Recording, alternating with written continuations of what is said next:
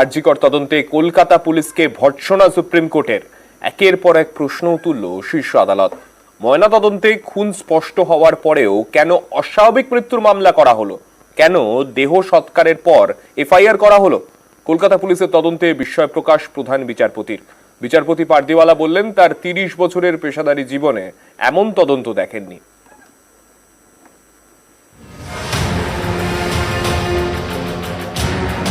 Supreme কোর্টে আরজিকর মামলার দ্বিতীয় দিনের শুনানি।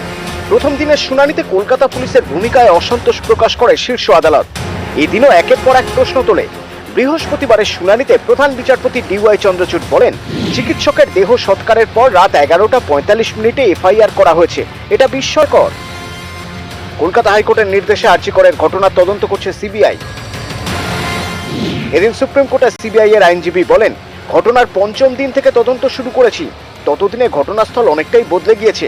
তখন রাজ্যের আইনজীবী কপিল সিব্বাল বলেন, কি হয়েছে প্রতি মিনিটের টাইমলাইন আমাদের কাছে রয়েছে, ভিডিওগ্রাফিও করা হয়েছে। প্রধান বিচারপতি তখন বলেন, ময়না তদন্তের ভিডিওগ্রাফি হয়েছে, ঘটনাস্থলের নয়।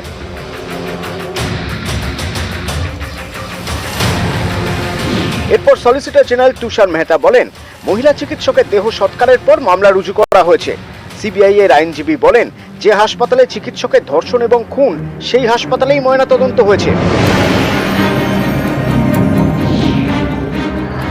রাজ্যের আইনজীবী সিব্বল পাল্টা বলেন, আমাদের কাছে টাইম লাইন ধরে ভিডিওগ্রাফি করা আছে, কখন কি হয়েছে। কপিল সিব্বলের যুক্তিতে সন্তুষ্ট হয়নি শীর্ষ আদালত। প্রধান বিচারপতি বলেন, জিডি করা হয়েছিল সকাল 10:10 আর রাত 11:45 পর ক্রাইম সিন সিল করা হলো। খুবই চিন্তার বিষয় মিস্টার সিব্বল। রাজ্যের আইনজীবী সিব্বল পাল্টা বলেন, এই তথ্য ঠিক নয়, খবর পাওয়ার পর থেকেই পুরো ভিডিওগ্রাফি করা হয়েছে। তখন বিচারপতি জে.বি. পারদিওয়ালা বলেন, কখন ময়না তদন্ত হয়েছিল। রাজ্যের আইনজীবী জানান, সন্ধ্যে 6:10 থেকে সন্ধ্যে 7:10 মধ্যে। বিচারপতি পারদিওয়ালা পাল্টা প্রশ্ন করেন, আর অস্বাভাবিক মৃত্যুর অভিযোগ কখন দায়ের করলেন। কপিল সিব্বল বলেন, রাত 11:30 নাগাদ। বিচারপতি পারদিওয়ালা তখন জানতে চান, এটা কি অস্বাভাবিক মৃত্যু। ময়নাতদন্তে খুন স্পষ্ট হওয়ার পরেও কেন অস্বাভাবিক মৃত্যুর মামলা রুজু হলো।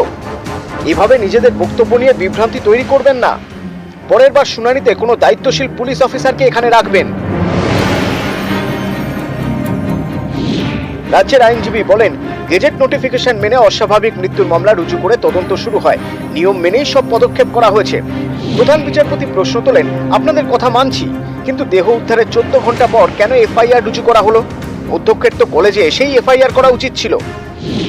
এরপরই বিচারপতি পারদিওয়ালা বলেন, ময়না তদন্তে মৃত্যুর কারণ যে খুন তা স্পষ্ট, তারপরে অস্বাভাবিক মৃত্যুর মামলা দায়ের করা হলো। আমি আমার 30 বছরের পেশাদারী জীবনে এমন তদন্ত দেখিনি। It raised one of the most important questions, that whether UD, unnatural death case, was registered after the post-mortem, because it is always registered before the post-mortem, and after registering of that UD, the post-mortem is conducted. So on that, West Bengal clarified and it made clear that no, case was registered before the post-mortem, and after registration of the UD, the post-mortem took place.